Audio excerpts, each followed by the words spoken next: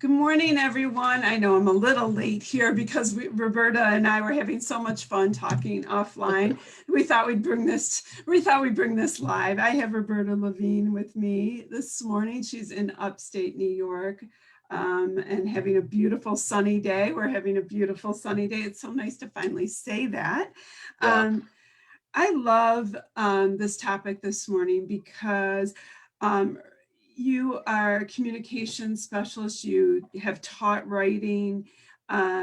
You've written on a wealth of topics.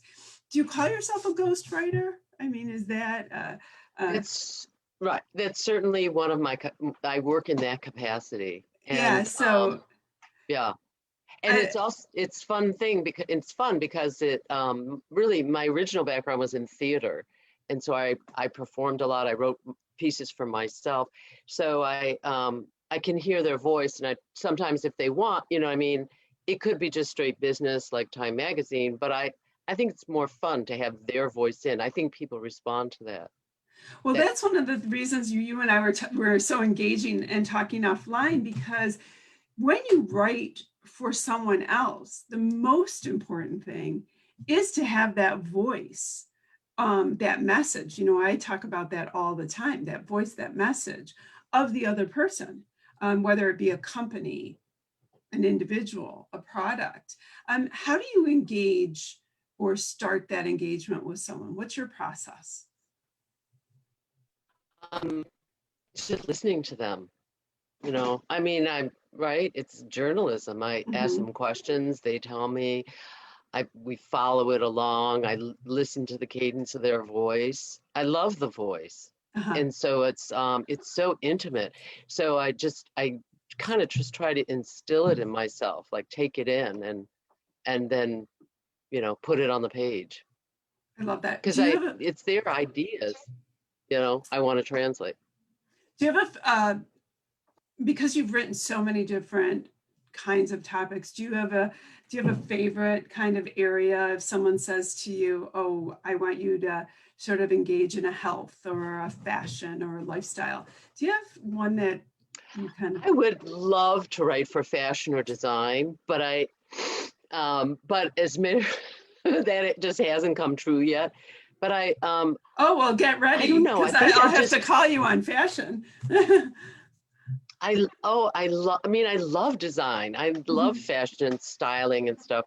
Um, and the but you know, I think I'm just kind of fall in love with ideas. So if it's like I wrote one article and it was on writing recipes, like, and I loved doing that. And then I've written on wellness and health and meditation and then in business writing. And it's like, I don't know. I'm really engaged. I'm engaged with the ideas and I'm Mhm. engaged with what the person wants to communicate.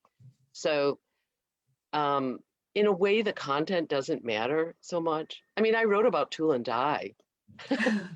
I just followed the man around and he told me about all these machines, these impenetrable looking machines, and I just wrote down everything he said. And, I think that you so it's, I think that you have like an interesting profession passion, as I like to say, like I do, in the sense that you get to learn a little bit. I always say I get to learn a little bit about a lot of things. yeah, And I do love, I love that, but I think that's very true of you too, because you sort of write about it and you can move on. Even if you stay with a client, you still get to learn the intricacies of something, for a while. But you get to learn and research about a lot of different things, right. Yeah, which is right. kind of fascinating. I always say you get to be a little bit of an expert here and there. Um, but I also think that people have to realize that there are people like you out there, that not everybody is a writer, and they don't write their own stuff. Um, and so behind, it's sort of like behind the magic curtain, there are Robertas, thank God, because I say I don't think I'm a good writer, and I think that writing, well, I think that you have to work at it. And I think it's something that has to be worked on. There are people, I'm so blessed to have children who are great writers.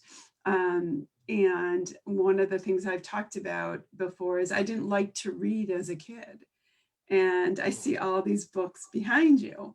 And I think that reading is a huge part of being a great writer. Yeah.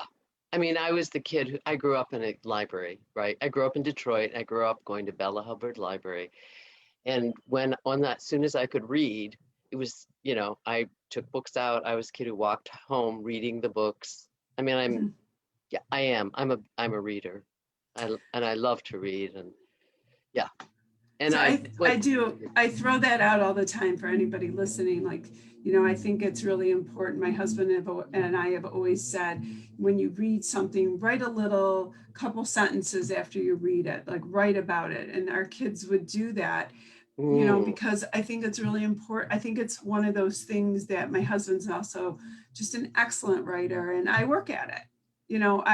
I can say some things come easy. I work at that. Siri, everyone works at it. Every writer works at it. I mean, what's the right? It's in the rewriting that It, it's. oh, that makes me feel better. Oh, everyone. I mean, to write a paragraph, it's like, of course, but then I'm going to rewrite it, and then link the sentences one to the next. It's not. Yeah. It's it's not a one pass. It's 10 passes. I When you read something you've written, what makes you go back and say, oh, I got to change this? What do you see? Like what? the wording is clumsy, the ideas don't flow, or the ideas are out of sequence, Mm, right? So it's the big idea and then the ideas that support that, right? It's basic thematic line. And um, I when I'm going back is to have I repeated words?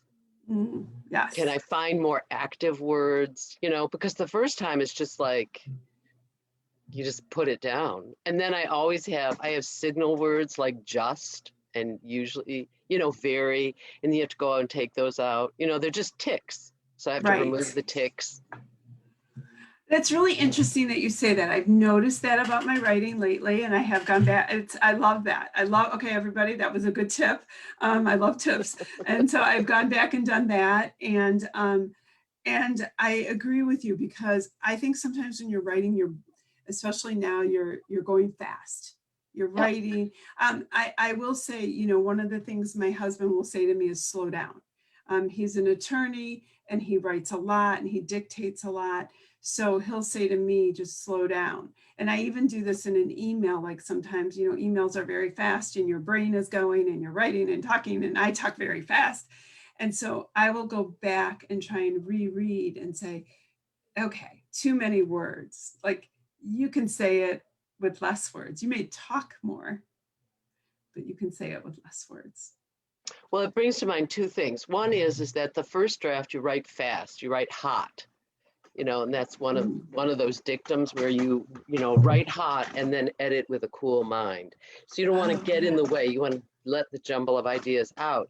And then the other thing is that there's a famous line of Mark Twain's about, if I'd had more time, this letter would have been shorter.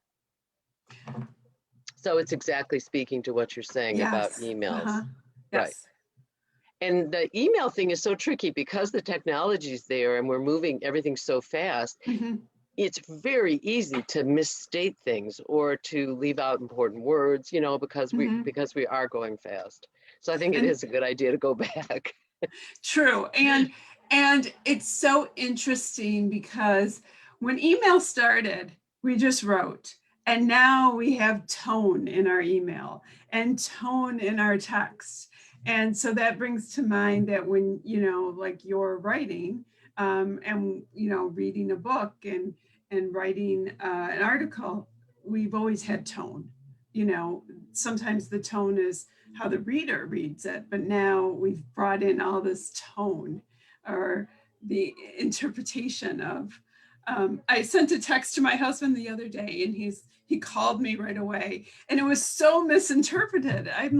Right. I'm like, please don't misinterpret what I said. All I did was ask you a question. I said, you're throwing me like way under the bus, and I didn't even go there. But so like, it's very, interesting. And I would think like within your, how your process is, do you meet with someone multiple times to engage in writing, or can you sort of grab it, one or two Oh, times? well, I want to talk about that, but I also want to talk about tone, because that's one of the questions when I'm writing for someone is I want to know who's your audience, Yeah, because that speaks to tone. sure. Okay. So I think if anything, there's a lot of irony in what we write, or our emails, or our communications, our Mm-hmm. texts. There's a lot of that kind of consciousness. Mm-hmm.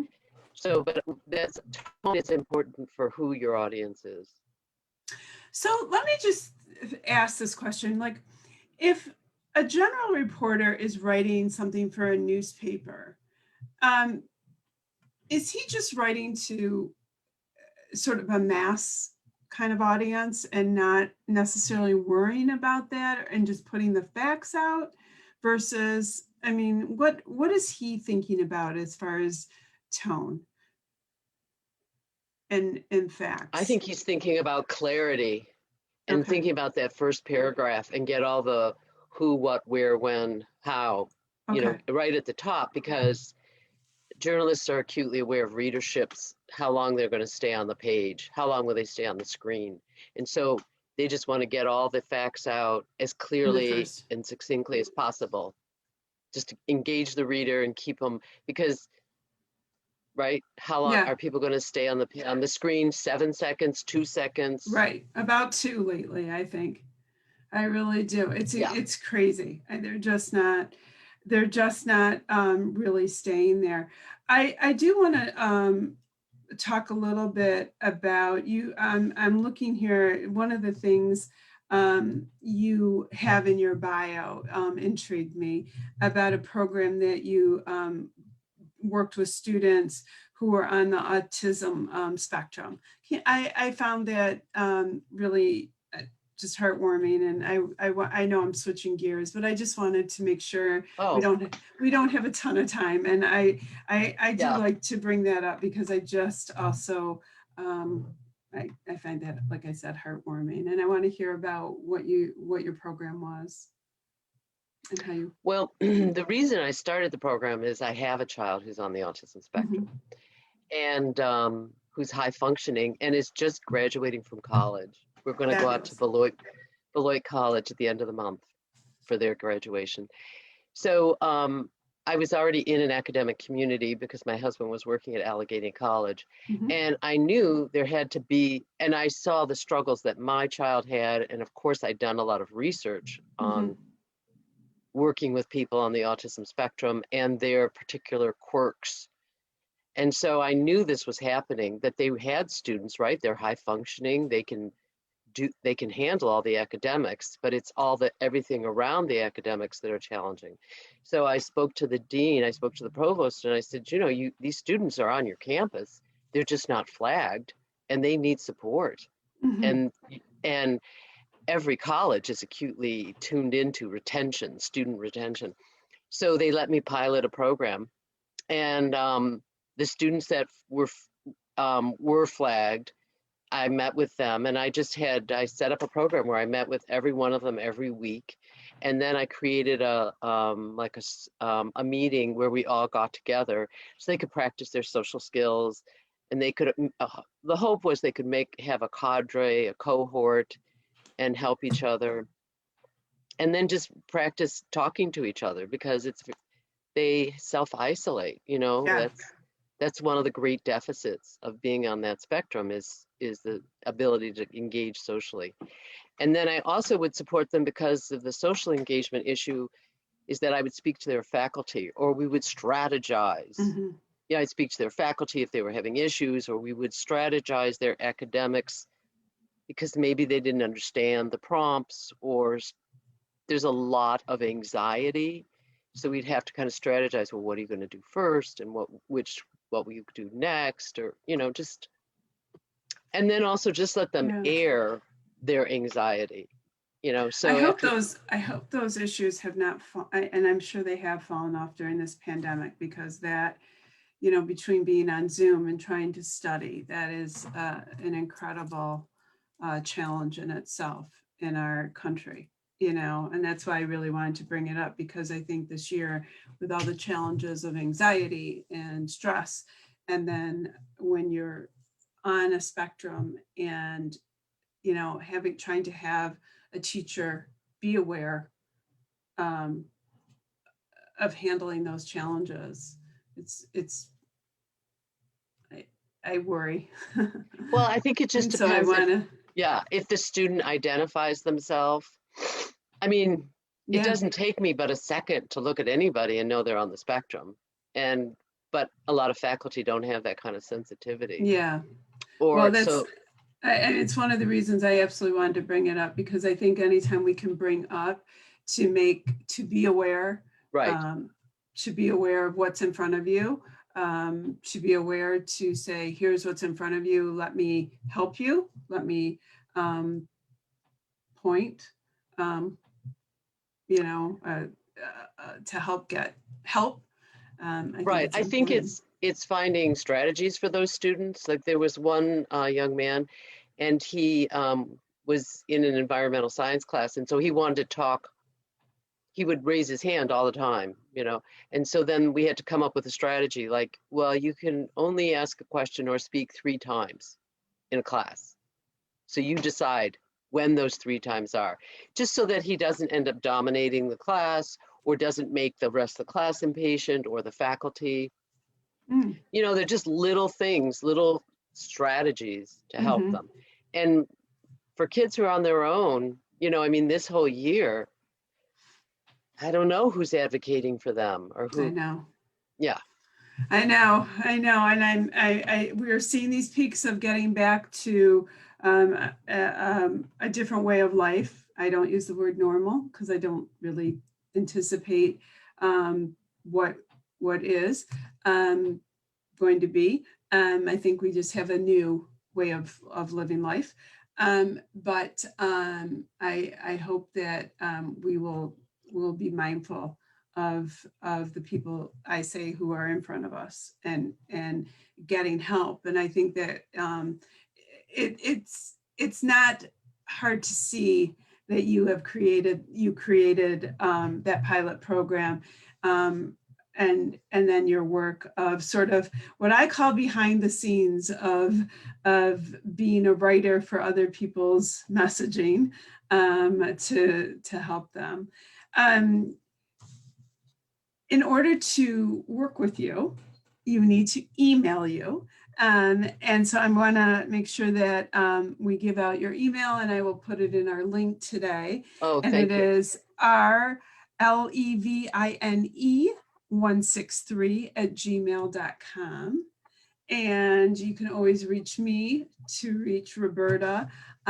We just met. We're in a wonderful group that John Dwoskin has put us together. He is, I say, the creator of networking, and it's such a pleasure to actually have this time together. You can come back anytime. Oh, Tell me about fun things you're working on. I know you and I are gonna meet offline and start working together. I really look forward to that. oh Um, yeah. Enjoy upstate New York. I've had the pleasure of, when my daughter was little, she was dancing in upstate New York. It was such a quaint, fun time. So thank Yeah. you. I hope we Oh, covered everything today. oh, thank you, Sari. It's great to spend time with you. It's just great to chat with you. Yeah. Right. Well, have a beautiful Wednesday. Yes, you too. You All too. right. All See you right. soon. Okay. Bye bye Bye now. bye.